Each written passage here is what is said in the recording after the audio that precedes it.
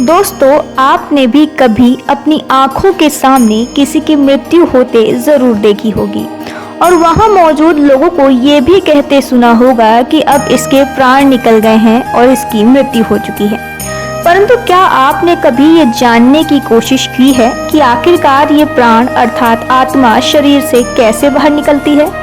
यदि नहीं तो कोई बात नहीं, हमारी आज आपको इस प्रश्न का उत्तर जरूर मिल जाएगा, जिसके बारे में गरुड़ पुराण में बताया गया है। गरुड़ पुराण के 9वें अध्याय में बताया गया है कि मनुष्य के मुख, दोनों नेत्र, दोनों नासिक रंध्र तथा दोनों कान से 7 ऐसे छिद्र अर्थात द्वार बताए गए हैं, जिनमें से किसी एक द्वार से सुकृति अर्थात पुण्यात्मा के प्राण निकलते हैं। अपान यानी गुदा से बाहर निकलने वाली वायु से मिले हुए प्राण जब पृथक हो जाते हैं, तब प्राण वायु सूक्ष्म होकर शरीर से बाहर निकलती है। आपको बता दें कि मरते हुए व्यक्ति के सबसे पहले पैर ठंडे पड़ते हैं, उसके बाद घुटने के नीचे का हिस्सा। ऐसे करते करते उस व्यक्ति का पूरा शरीर ठंडा पड़ने लगता है, मानो जैसे ऊर्जा सिमट रही हो। अतः ये संपूर्ण चेतना सिमटती हुई एक चक्र पर आकर एकत्र हो जाती है, जिस चक्र पर आप सबसे ज्यादा जिए हैं।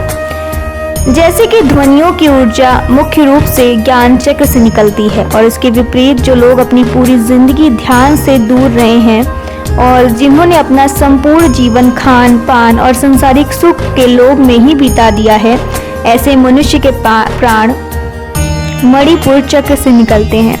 वहीं ऐसे मनुष्य जिन्होंने अपने पूरे जीवन में केवल संभोग के बारे में ही सोचा है, ऐसा मनुष्य अपने अंतिम समय में इसके बारे में ना सोचे, ये तो संभव ही नहीं है। परिणाम स्वरूप ऐसे व्यक्ति की ऊर्जा मूलाधार चक्र से बाहर निकलती है। इसी के साथ जिन मनुष्यों का संपूर्ण जीवन ज्ञान के इर्द गिर्द बीता हो, ऐसे मनुष्यों की ऊर्जा गला चक्र अर्थात विशुद्ध चक्र से निकलती है। ऐसे ही जो मनुष्य अंतिम समय में अपने इष्ट या गुरु को याद करते हैं और प्राण त्यागते हैं, उनकी ऊर्जा आंखों से निकलती है। और अंत में वो मनुष्य आते हैं जिनकी ऊर्जा सहस्त्र चक्र से निकलती है। ऐसे मनुष्य जो बहुत ही भाग्यशाली माना जाता है, क्योंकि शरीर त्यागने के सबसे उचित मार्ग माने जाने वाले सहस्त्र चक्र से निकलने वाली आत्मा को सीधे मोक्ष की प्राप्ति होती है। इसी के साथ प्राण निकलने के संदर्भ में और भी बहुत सी बातों का वर्णन गरुड़ पुराण में मिलता है, जिसके अनुसार प्राण त्यागने के समय मनुष्य का अन्न शन्य त्याग अर्थात अन्न और जल का त्याग करना चाहिए, और यदि वह विरक्त दिनजुमा हो तो उसे आतुर संन्यास लेना चाहिए। आतुर संन्यास अभिप्राय है एक ऐसा संन्यास जो सांसारिक जीवन से दुखी होने पर जल्दी से ग्रहण किया जाता है। गरुड़ पुराण के मुताबिक प्राण के गले तक आने पर जो मनुष्य ऐसा बोलता है कि मैंने संन्यास ले लिया है, वह मृत्यु के बाद विष्णु लोक को प्राप्त होता है और ऐसे मनुष्य का जन्म अब दोबारा इस धरती पर नहीं होता। जो व्यक्ति मृत्यु से पूर्व कथित सभी कार्य कर लेता है, मृत्यु के समय ऐसे व्यक्ति के प्राण ऊपर के छिद्रों से सुखपूर्वक निकलते हैं। साथ ही योगियों के संदर्भ में गरुड़ पुराण में बतलाया गया है कि योगियों के प्राण तालुरंध्र से निकलते हैं। गरुड़ पुराण में शरीर से ईश्वर रूपी प्राण वायु के निकलने के बाद उसके शरीर की तुलना एक ऐसे वृक्ष से हो जाती है जिसका आधार न होने के कारण वह गिर गया है। क्या आप जानते हैं कि प्राण से मुक्त होने के बाद शरीर तुरंत ही चेष्टा, शून्य, दुर्भाग्य, अस्पर्श और सभी के लिए निंदित हो जाता है। मृत शरीर की 3 अवस्थाएं होती हैं, कीड़ा, विष्टा और भस्म रूप।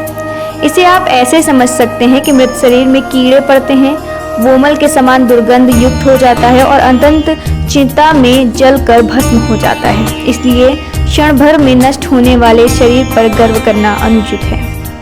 मृत्यु के पश्चात पंचभूतेश्वर निर्मित इस शरीर का पृथ्वी तत्व, पृथ्वी जल तत्व, जल तेजस तत्व, तेज और वायु तत्व वायु में लीन हो जाता है। परंतु सभी प्राणियों के शरीर में स्थित सर्वव्यापी शिव स्वरूप और जगत साक्षी आत्मा ही एकमात्र ऐसी चीज है जो कि अजर अमर है, जिसका कोई अंत नहीं है, जो एक शरीर को त्याग कर दूसरे शरीर में प्रवेश कर लेती है। मृत व्यक्ति के शरीर से निकलती यह आत्मा अपने पुराने शरीर से निकलकर अपने कर्म कोश में इकट्ठा हुए कर्मों द्वारा निर्मित नए शरीर में प्रवेश करती है।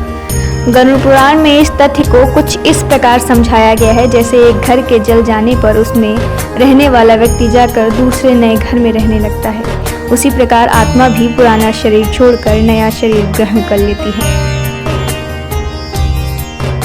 तत्पश्चात उस आत्मा को लेने छोटी छोटी घटिया की मालाओं से सुसज्जित विमान को लेकर देवदूत आकाश से उतरते हैं।